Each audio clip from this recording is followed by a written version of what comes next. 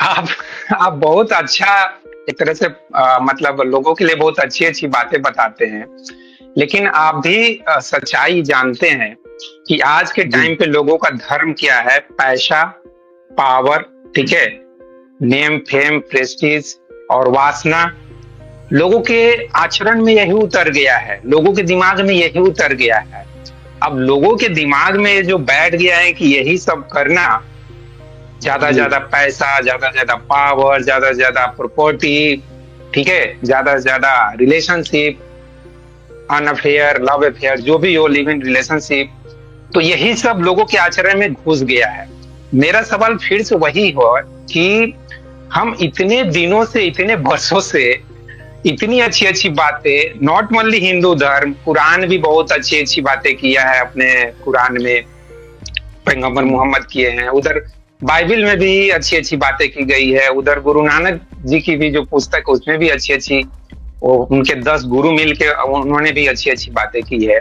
घूम फिर के बात वही आती है कि आखिर लोगों की आचरण में वो चीज दिखाई क्यों नहीं देता, वो उतरता क्यों नहीं है? कुछ तो कमी है धर्म में, या धार्मिक पुस्तकों में, या धर्म गुरुओं में कुछ तो खामी है, उस खामी को बताइए। जैसे कि एक जी। चीज मेरा ध्यान जाता है कि धर्म या अध्यात्म खासकर ध्यान की बात करता है।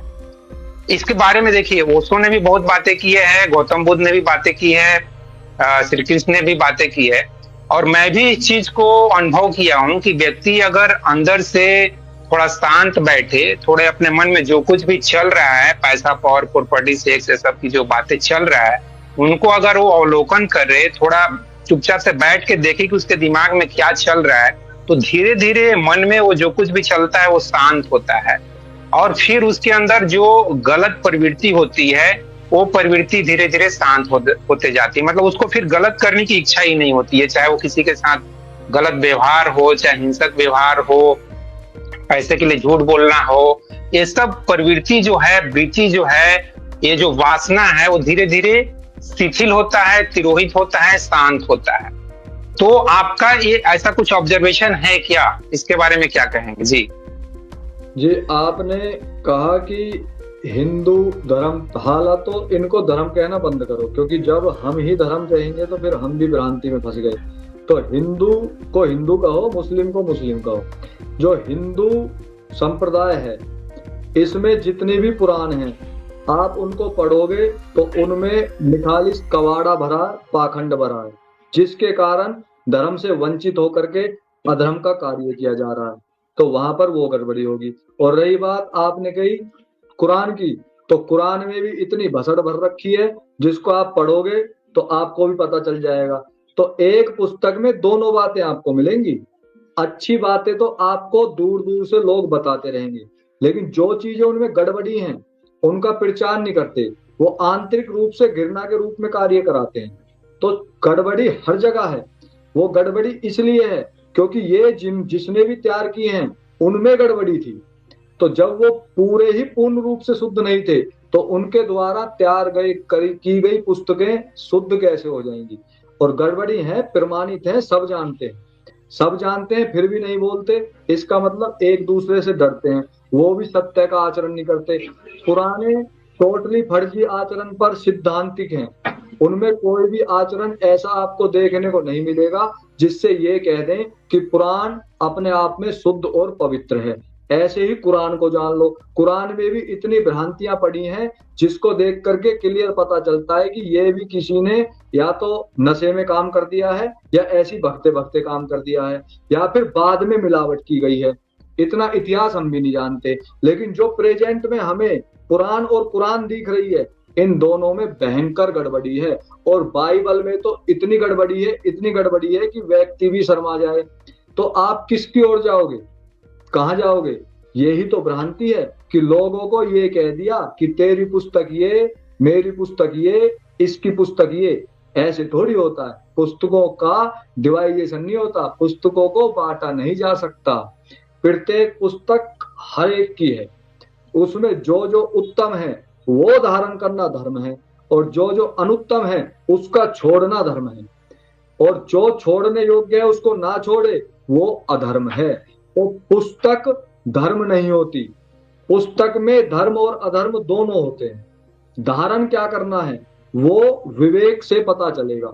लेकिन एक पुस्तक ऐसी है जिसको मैं चैलेंज के साथ सामने रखता हूं, जो ये सिद्ध कर दे कि इसमें अधर्म कहीं दिखाई देता है, वो है एकमात्र वेद। जितना जितना वेद को पढ़ा, जितना जितना वेद को जाना, वहां केवल और केवल धर्म की ही बात दिखाई देती है। अधर्म का सर्वथा त्याग करने के लिए पूर्ण एकदम से शक्ति के साथ निर्देश दिया जाता है। मांस मत खा, शराब मत पी, व्यभिचार मत कर, स्पष्ट कहा जाता है। तो ऐसी पुस्तकें और आप हमें दिखाओ कहाँ कहते हैं? पुराण में व्यभिचार भरा पड़ा है, कोई किसी के साथ रास ललिया कर रहा है, कोई किसी के साथ कर रहा है। किसी भी पुराण को उठा लो, कहीं ना कहीं आपको पाखंड दिखाई दे ही जाएगा। उसी पाखंड के तहत ये उसको धर्म मान लेते हैं। क्यों? पीछे से कहते आ रहे हैं कि चलो चलो चलो। और कुरान की तो कहनी क्या, कुरान तो पूरी पढ़ी ही नहीं गई। कुरान में तो ऐसी ऐसी भ्रांतियां हैं कि व्यक्ति अपने घर में बातचीत नहीं कर सकता, इतना भिचंड फैला रखा है। जितनी बेइज्जती महिलाओं की कुरान ने कर रखी है, इतनी तो कोई राक्षस भी नहीं करता। आप कह रहे हो कि कुरान में भी बहुत अच्छी अच्छी बातें लिखी हैं, इसका मतलब आपने पढ़ा नहीं है। जिसने आपको बताया है उसकी बात आपने कही है। मैं प्रमाण से सिद्ध कर सकता हूं इन चीजों को, और जिसको करवानी हो वो बातचीत कर ले। यहाँ पर विषय धर्म का है, अन्य का नहीं। जी भ्राता जी। लेकिन आपने वेद को बोला कि उसमें कुछ भी भ्रांति नहीं है। वेद के बारे में मैंने कुछ पढ़ा है कि जैसे कि उसमें पूजा पाठ जो पाखंड है उसके बारे में बहुत ज्यादा लिखा गया है। मतलब बहुत सारे देवी देवता, इंद्र भगवान की पूजा करना है, उस पूजा करने से हमारे खेत में बारिश होगी।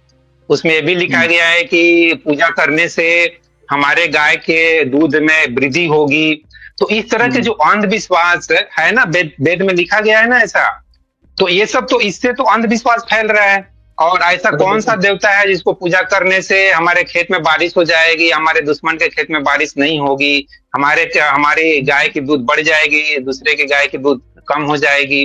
तो ये सब तो कितना दुश्मनी फैलाया गया है समाज में, देश में। तो आप कैसे बोल सकते हैं कि वेद के ऊपर कोई सवाल नहीं उठा सकता है? मैं तो सवाल उठा रहा हूँ वेद के बारे में। बिल्कुल बोलते हैं ना, आपने वेद नहीं पढ़े, आपको जो कहा आपने वो बताया। मैंने वेद पढ़ा, वेद में सब मैं तो वेद में लिखा है या नहीं जी? अरे इसी बात को तो बता रहा हूं आपको, जो लिखा है वो नहीं बताया गया। इंद्र बोलते हैं, इंद्र ईश्वर का नाम है क्योंकि वो इंद्रियों से कार्य करवाता है। इंद्र बिजली का नाम है, जो इंद्र है वो बिजली भी होती है। और इंद्र एक जड़ी का भी नाम है जिसको इंद्रायण कहते हैं, जो सांप के जहर को नष्ट करती है। तो यहाँ पर इंद्र की जो पूजा की गई है वो बिजली संबंधित गर्जन से जो बरसात होगी बादलों की, उसकी चर्चा आप यहाँ कर रहे हो।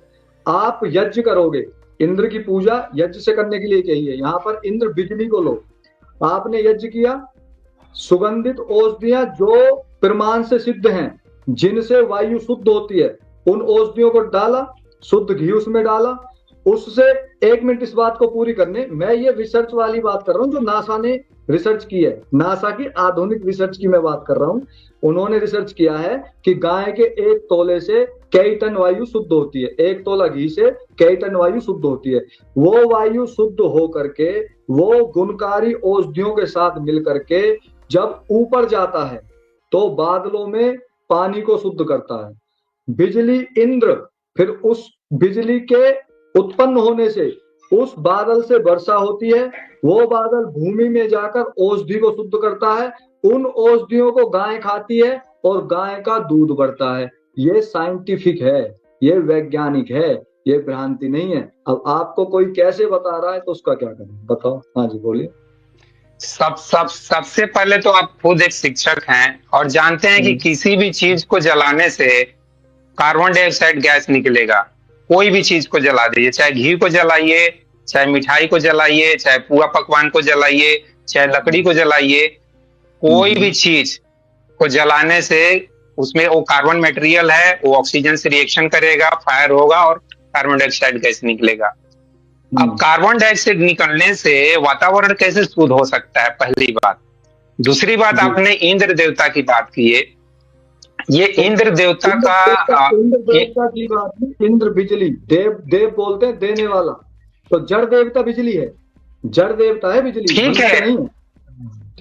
ठीक है। ठीक। आप मतलब देखिए, मतलब नहीं आप जानबूझ के उसको काव्यात्मक तरीके से कुछ और अर्थ निकालने की कोशिश कर रहे हैं। कुछ और अर्थ ये नहीं जो निकाल रहे, आप तो समझो, आपने इंद्र किसी मनुष्य का नाम जाना, आपने इंद्र जी नहीं, देवता किसको कहते हैं, देवता किसको कहते हैं ठीक है, बताइए? एक मिनट, मतलब वो जितने भी देवी देवता हैं 33 करोड़ या वो सब, मतलब कुछ न कुछ पावर का नाम है, यही को कहना चाह रहे हैं ना? चाहे वो काली नहीं माता हो, दुर्गा माता हो, नहीं सभी नहीं, कुछ न कुछ फिर आप आप मेरी क्या बात कहना सुनो चाह रहे थोड़ा सा, आप मेरी बात सुनो, हैं? आप भी उन्हीं का शिकार हैं जिनको हम बचाना चाहते हैं, तो पहले आपको ही बचाना पड़ेगा।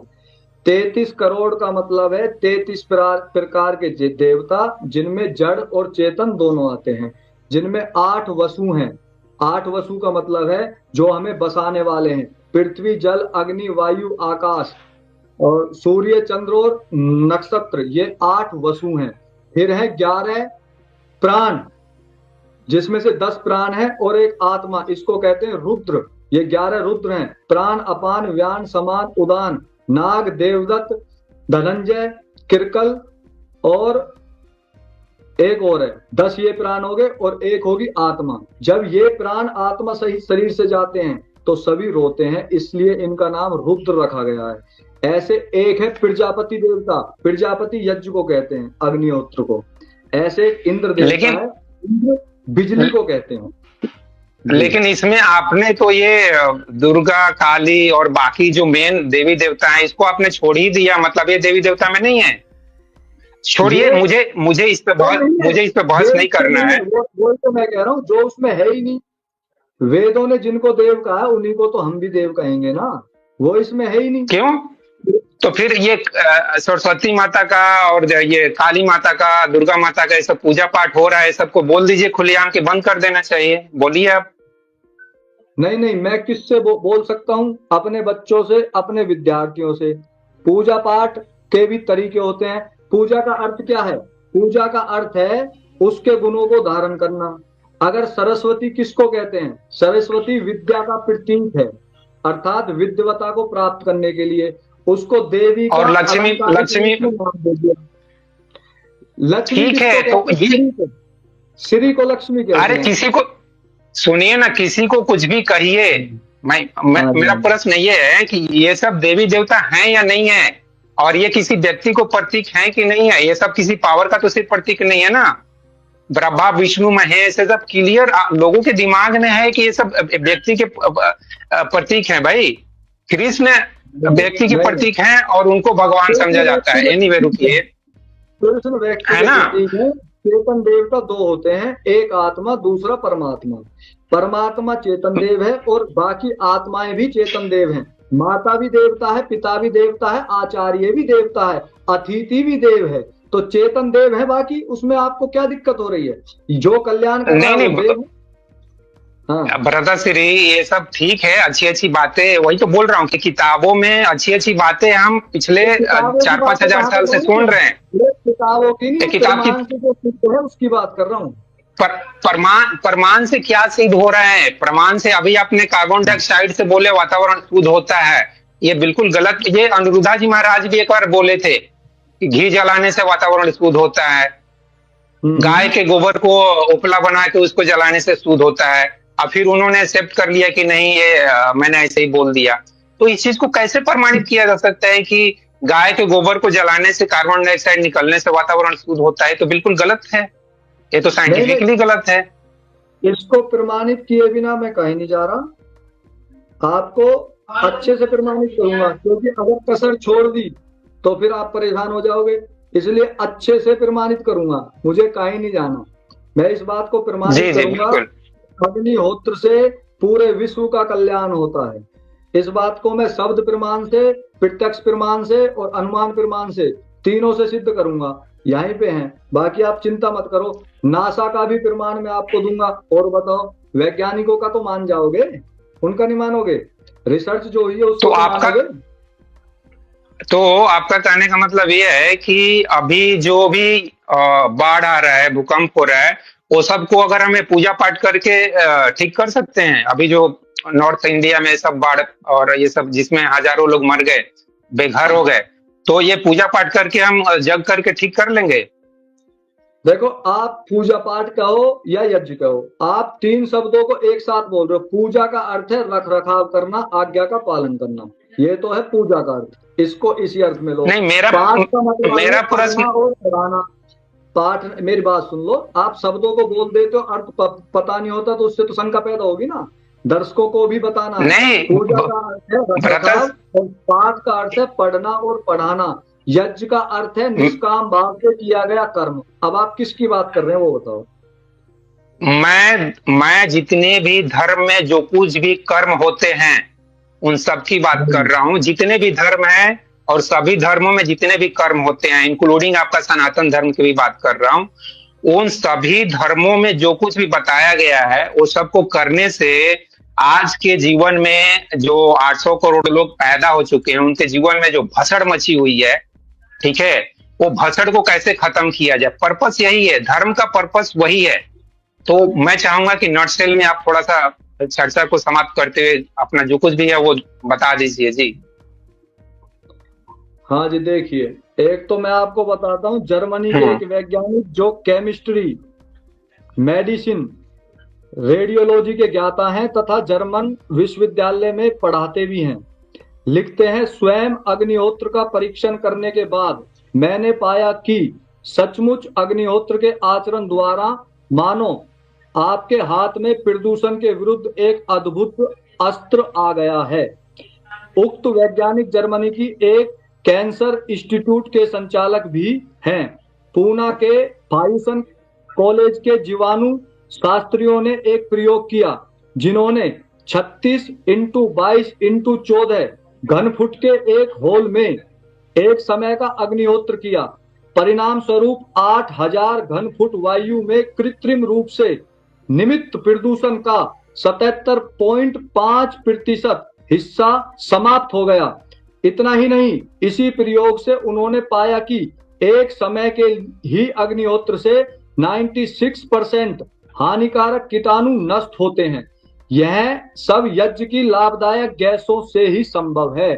तो यज्ञ में जो औषधियां डाली जाती हैं, यज्ञ में जिस समिधा का, जिसको लकड़ी कहते हैं, जिस समिधा का प्रयोग किया जाता है, उसमें कार्बन डाइऑक्साइड नाम मात्र उत्पन्न होती है। बाकी जो गैसें उत्पन्न होती हैं, अब उनके बारे में सुनिए। पर्यावरण प्रदूषण का समाधान केवल अग्निहोत्र। नदी, नहरें, तालाब, झीलें, कुएं जो सिंचाई के महत्वपूर्ण साधन हैं, क्लोरोराइड्स, पेस्टिसाइड्स व अन्य अनेक प्रकार के जहरीले रसायनों से भयंकर दूषित हो गए हैं। परिणाम स्वरूप इनका पानी उत्तम फसल उत्पन्न करने में असमर्थ है। प्रदूषण के कारण ही प्रकृति का वर्षा चक्र यानी मानसून अनिश्चित व असंतुलित हो गया है।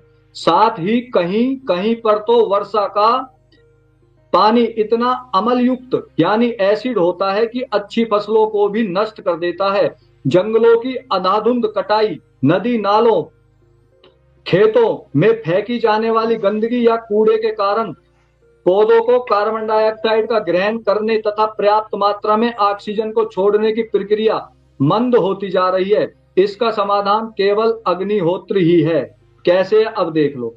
अभी बताया है कि ये जो जितनी भी गंदगी फैली हुई है उसका समाधान कैसे होगा। पृथ्वी की सतह से ऊपर आकाश में विद्यमान वायुमंडल में nitrogen, oxygen, carbon dioxide, ozone आदि गैसों के मिश्रण से बनी अनेक परतें होती हैं। ऐसा वर्णन हर जगह आपको विज्ञान में दिखेगा। ओजोन की परत पृथ्वी तल से ऊपर 24 से 48 किलोमीटर की बीच में पाई जाती है। यह परत सभी प्राणियों के लिए महत्वपूर्ण है। यह ओजोन नामक गैस की परत सूर्य तथा ब्रह्मांड के अन्य नक्षत्रों से आने वाली शक्तिशाली घातक पराबैंगनी किरणों अल्ट्रावायलेट रेजेस को पृथ्वी पर आने से रोकती है। साथ ही पृथ्वी से अंतरिक्ष की ओर जाने वाली विरिन यानी इंट्राफेड रेडिएशन को वापस पृथ्वी पर भेजकर जीवों को रक्षा में सहायता करती है। करोड़ों वर्ष से यह वायु की परत प्राणियों की इसी तरह दोहरी रक्षा कर रही है। सन 1985 में वैज्ञानिकों ने एक परीक्षण में पाया कि अंटार्कटिक महाद्वीप अर्थात दक्षिणी ध्रुव के हिम प्रदेश के ऊपर लगभग 30 किलोमीटर में ओजोन परत में एक बड़ा छेद हो गया है। तो ये वहां पर पाया गया। अब इसमें कहते हैं कि वैज्ञानिकों का मानना है क्लोरोफ्लोर कार्बन नामक रासायनिक तत्व का प्रयोग इस परत में छिद्र को बढ़ा रहा है। तो ये सभी गैसें इसमें आ गई। अब ये जो भी गैसें इसमें आ रही हैं, इन सभी गैसों की पूर्ति करने के लिए जो अग्निहोत्र किया जाता है, उस अग्निहोत्र से ये सभी गैसें उत्पन्न होती हैं और हानिकारक गैसों का नाश करती हैं। अब इसमें जो नासा कह रही है, अब उसने क्या रिसर्च झूठी कह दी? ये तो आधुनिक साइंस की बात कर रहे हैं। अगर वेदों का प्रमाण देंगे तो वो तो अन्य को मिल रहे हैं। हाँ जी। मेरा प्रश्न ये है कि आपने इतना लंबा तो सुना दिए थेसिस, इसमें ये बताया नहीं कि नहीं वो उसमें 90% बातें इधर उधर की बताए, पोल्यूशन को कैसे कंट्रोल किया जाए बताए। प्रश्न ये है कि किसी भी चीज को जलाने से कार्बन डाइऑक्साइड के अलावे किसी भी हाँ ठीक है, किसी भी नहीं तो आप किसी भी चीज एक मिनट, आप किसी भी चीज मतलब आप जो यज्ञ करने के लिए जो कुछ भी मटेरियल जला रहे हैं, इंक्लूडिंग दैट भी बोल रहा हूं, दुनिया में जो कुछ भी मटेरियल है, आपने रिसर्च, मैं जो प्रश्न कर रहा हूं उसको करने तो दीजिए। किसी भी चीज को जलाने से कार्बन डाइऑक्साइड गैस निकलेगा या नाइट्रोजन ऑक्साइड गैस निकलेगा।